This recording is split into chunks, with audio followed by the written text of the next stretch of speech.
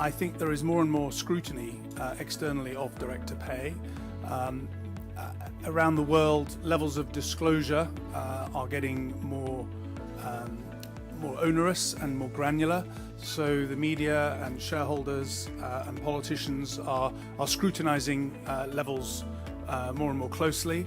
And indeed, directors themselves are finding their privacy more closely invaded through that disclosure and through that scrutiny. And yet at the same time, we're seeing more and more demands for the time of non-executive directors. And I'm sure this is something that those of you who've been on boards for some time will attest to. It's a notoriously difficult topic to get proper statistics on, but I did see an NACD, which is the US equivalent body to this one, some research they did that showed that over the last 10 years, the time commitment of the average non-executive had increased by over 30% and was now typically in the region of 30 to 40 full days or 250 to 300 hours a year for a normal non-executive.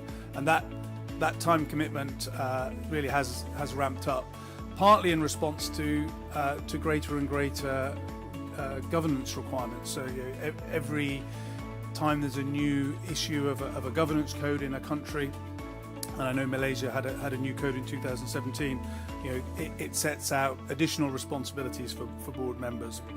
Again, all the theory, all the motivational studies, all the behavioral economics suggest that human beings, A, discount very heavily for time, and B, we discount very significantly for risk, or we discount very significantly for anything that has improbability.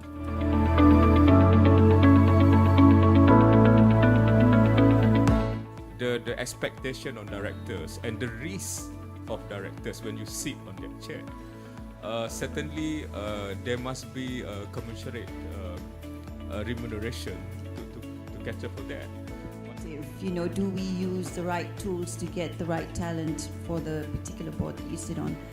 I hope so. There are many other ways to use external experts, for instance, to look for talent, etc., in lots of search firms.